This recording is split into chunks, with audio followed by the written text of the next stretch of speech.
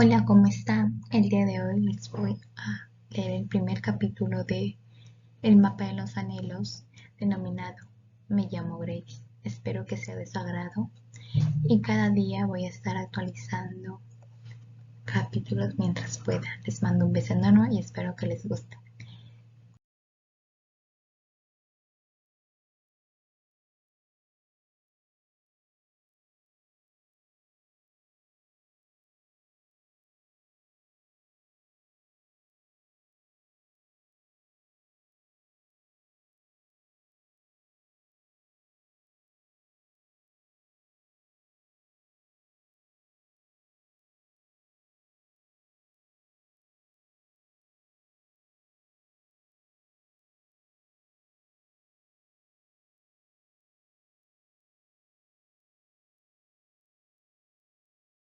Me llamo Grace. A veces me tumbo en la cama, cierro los ojos e imagino el comienzo de mi vida. Veo un espermatozoide más rápido que el resto moviéndose con brío hasta llegar a las trompas de Falopio. Se abre paso a coletazos y logra conquistar el óvulo que todos ansían, atravesando la membrana plasmática. Y entonces, tras la fecundación, aparezco en escena. Todavía no tengo ojos, ni boca, ni extremidades, pero existo. Una existencia con un propósito. La mayoría de la gente que conozco se pregunta a menudo por qué he llegado a este mundo, cuál es su cometido o si su vida tiene una razón de ser.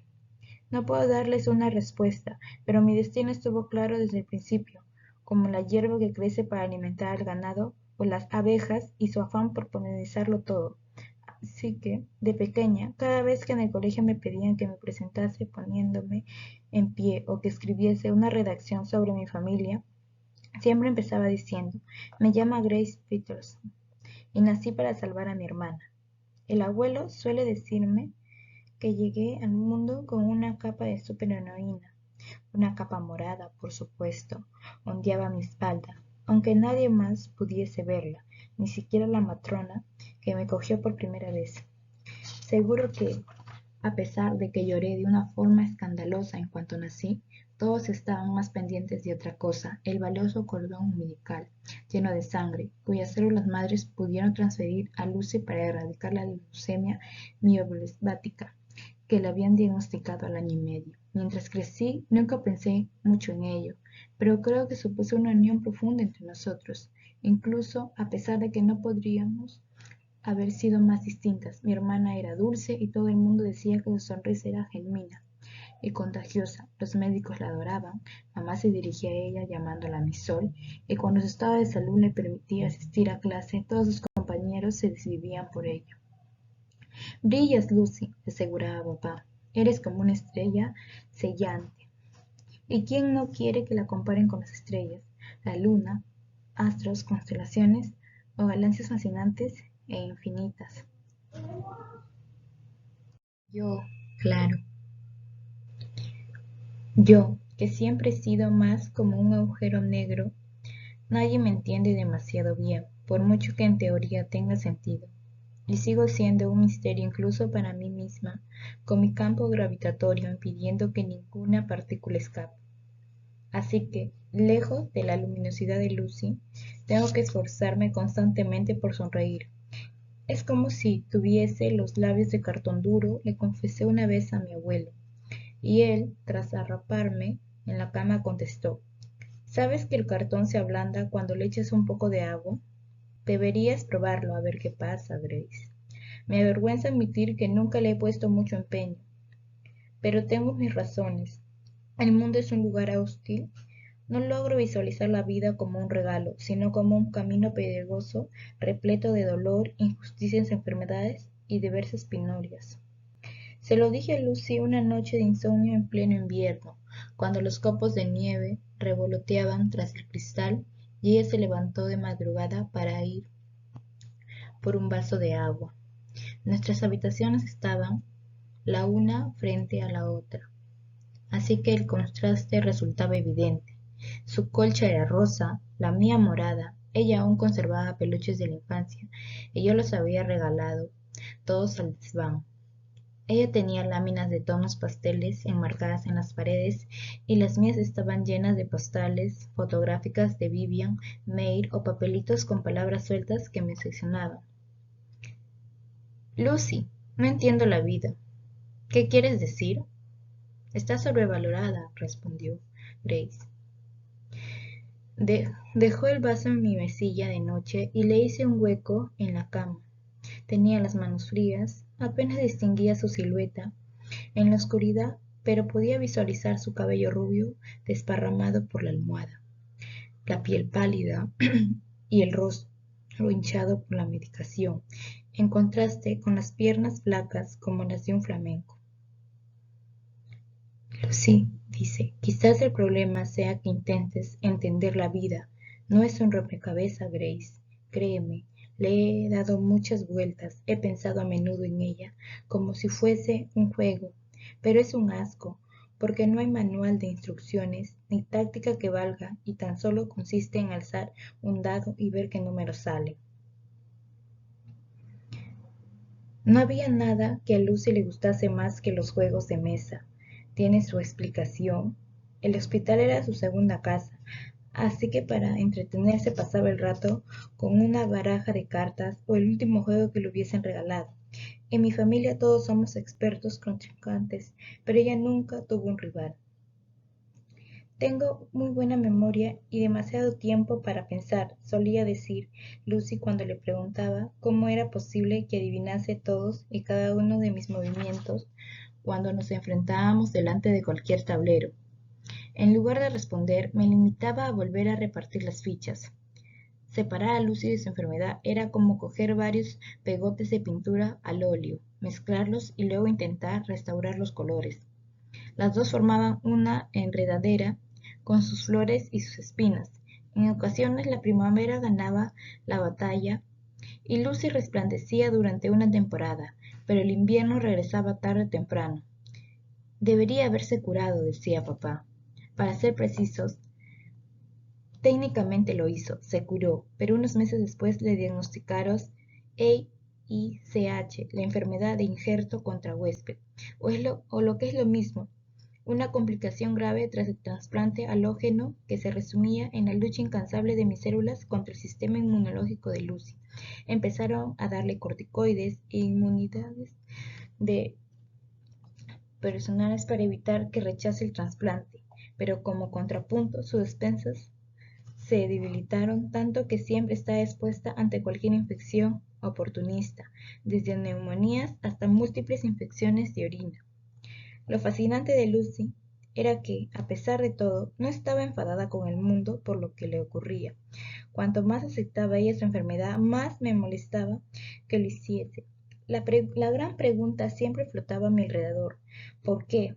Mi abuelo dice que ya desde pequeña se veía venir que aquello se convertiría en un problema, porque viví con intensidad esa etapa en la que los niños se lo cuestionaban todo.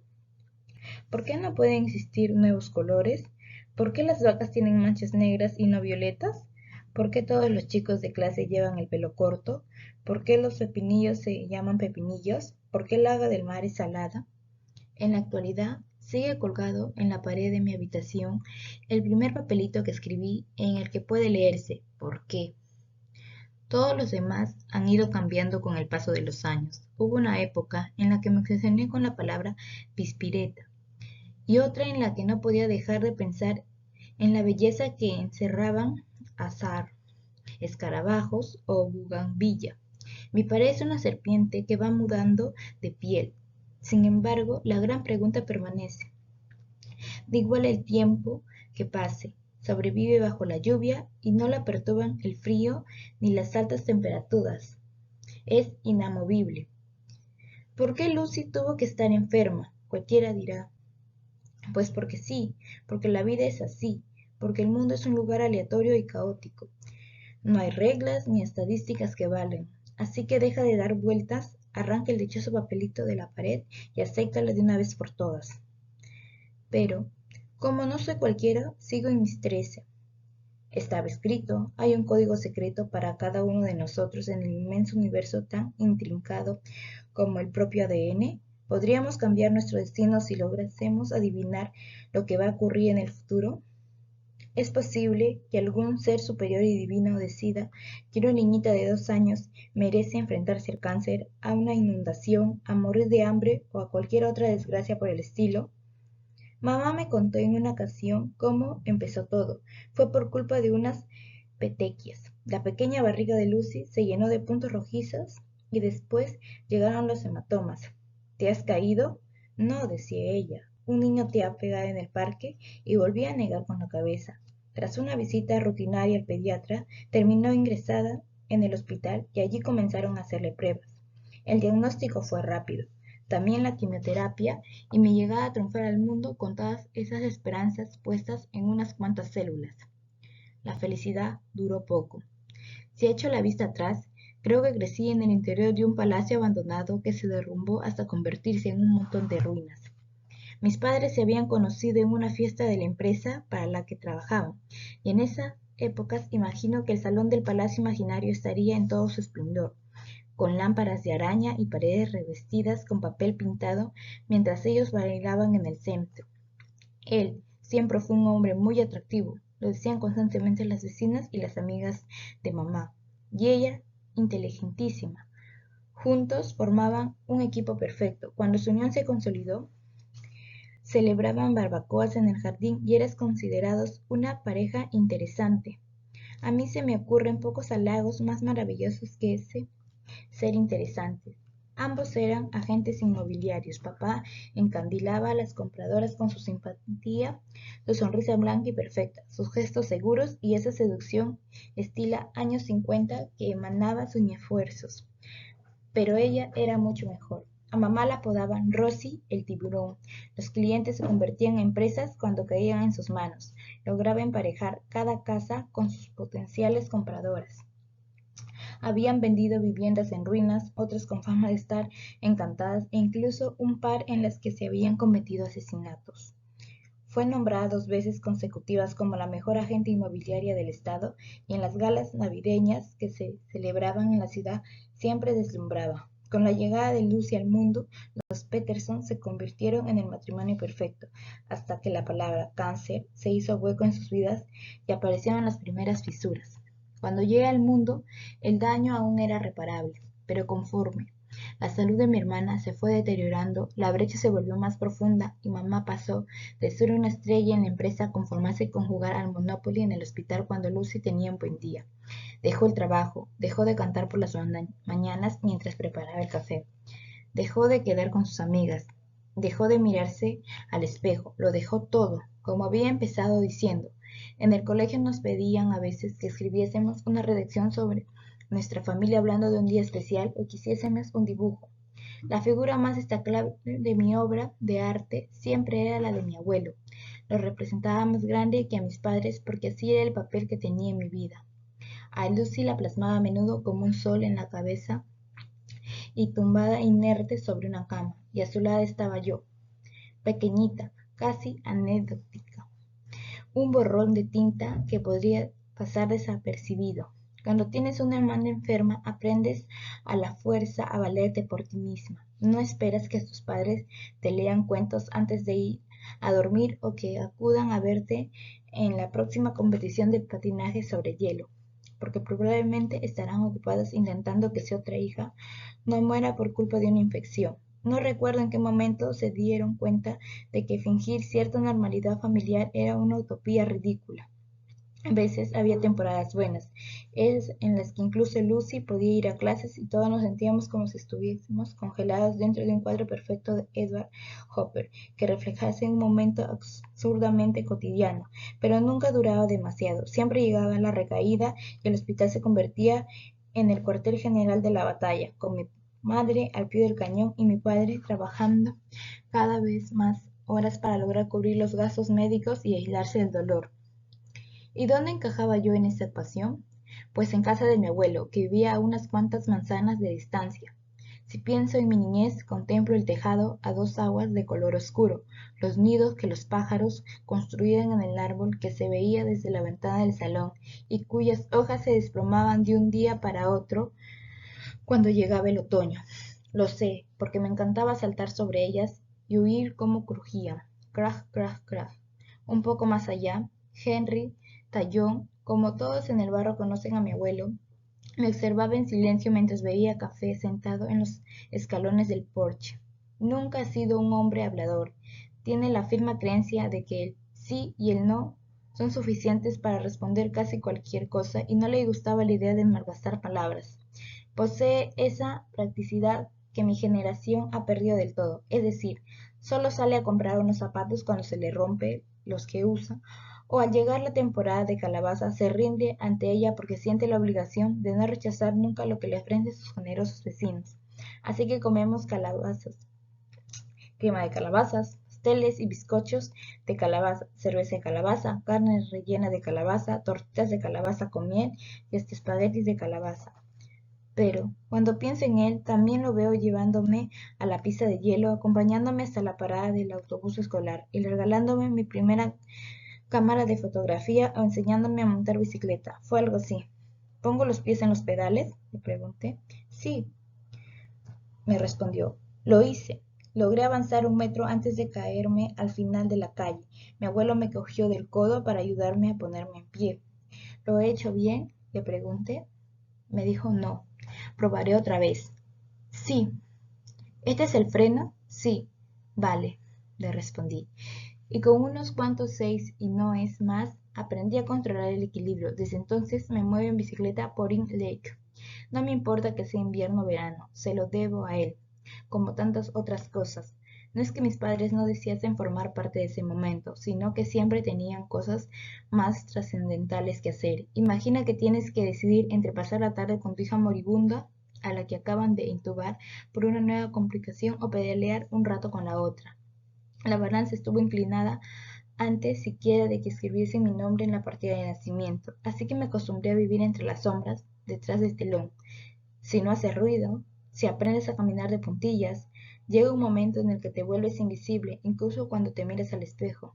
¿Quién eres?, me preguntaba a veces, contemplando el reflejo de mis 22 años. La respuesta se repetía en mi cabeza cuando alguna noche regresaba a casa de madrugada y la encontraba vacía.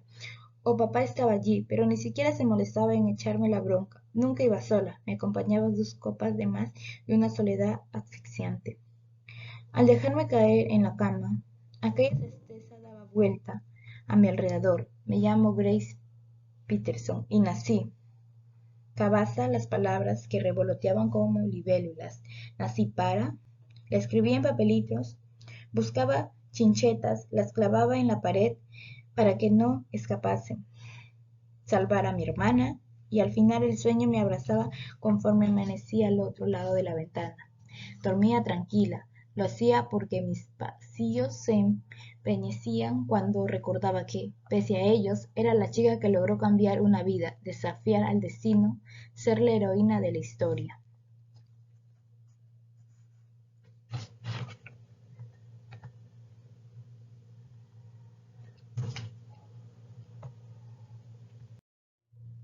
En el mundo de las ilusiones estaba encima de un escenario lleno de focos. El público aplaudía entusiasmado y Lucy me miraba con una sonrisa pletórica, mientras extendía el brazo para coger mi mano.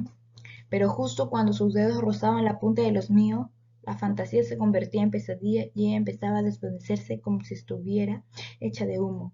Volutas púrpuras ondeaban hasta que desaparecía de golpe. Me llamo Grace Peterson y nací para salvar a mi hermana. Entonces, ¿qué ocurre cuando la razón de tu existencia termina bajo tierra con una lápida de granito de color gris impala de más de 100 kilos encima? Ocurre que te encuentras a la deriva en mitad del océano. Ocurre que es como flotar y al mismo tiempo llevar una mochila llena de piedras. Ocurre que el mundo se distorsiona a tu alrededor, como las ondas de calor en verano. Ocurre que el miedo le gana la batalla a la razón. Ocurre que todo se paraliza. Así que ahora Lucy está muerta y ya no sé quién soy yo.